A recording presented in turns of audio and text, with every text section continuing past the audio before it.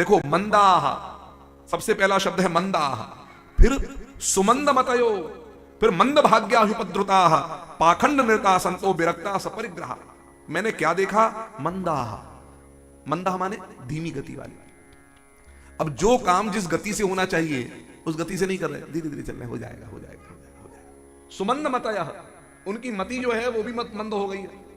शरीर से काम नहीं हो रहा, शरीर में जंग लग रही है, बुद्धि भी एक्टिव नहीं हो पा रही, वो भी धीरे धीरे जंग लग रही है।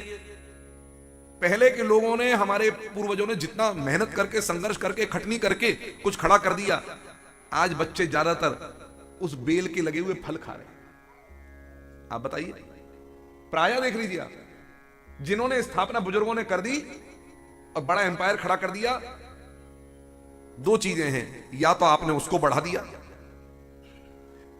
या आपने जैसा है उसके फल खाने लगे, और आपकी गति उनकी अपेक्षा धीमी हुई तो आप उनके बराबर का कोई एम्पायर दूसरा खड़ा नहीं कर पाएंगे, आप केवल उसी की चमक दमक में रह जाएंगे। तो कहा महाराज ये स्थिति आ गई, इससे भाग्य भी उनका मंद हो गया। कर्म मंद है तो भाग्य मंद है, मति मंद है, कर्म मंद है तो भाग्य मंद है।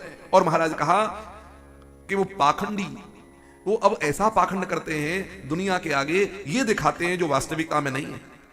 कई लोग तो संतों का चोला धारण कर लेते हैं। हाँ, इस समय कुंभ में कितने कितने महाराज महामंडलेश्वर बन रहे हैं, कितने साधु संत बन रहे हैं, विदेश छोड़ छोड़ करके आ रहे हैं, ये बन गए ये बन गए, और खूब हाईलाइट हो रहे हैं। साधन बना नहीं, तपे है नहीं, लाइमलाइट में आना चाह रहे हैं। तो पाखंड निरता संतो विरक्ता सपरिग्रह, जो विरक्त हैं सन्यासी, वो तो गृहस्थी के साथ रह रहे हैं, और जो ब्रह्मचारी हैं उनके बच्चे खेल रहे हैं। ये स्थिति देखी, पत्नी का बोलवाला है घर में महाराज, जो कहे वही हो।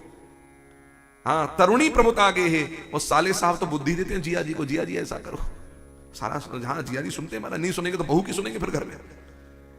कन्याओं को बेचा जाता है धन के लिए महाराज, आश्रम यवनों ने तोड़ दिए महाराज, हर जगह मंदिर टूट रहे हैं, सब हो रहा है। आपके बद्रीनाथ में जो मंदिर आज स्थापित है, ये भी बौद्धों ने मूर्ति लेकर के चले गए थे, बौद्ध चले गए थे। फिर आदि शंकराचार्य ने कहा कि यहां ज्ञान बल नहीं, यहां तो बाहुबल चलेगा। तब आदि शंकराचार्य ने हाथ जोड़ करके भिक्षा मांगी, और एक एक घर से एक एक सनातनी समर्पित सैनिक तैयार किए। तो नागा साधुओं की टोली तैयार, नागा साधुओं जो कपड़े तन पर नहीं पहनते, जो अस्त्र शस्त्र लेकर चलते हैं, उनको पूरी ट्रेनिंग दी गई।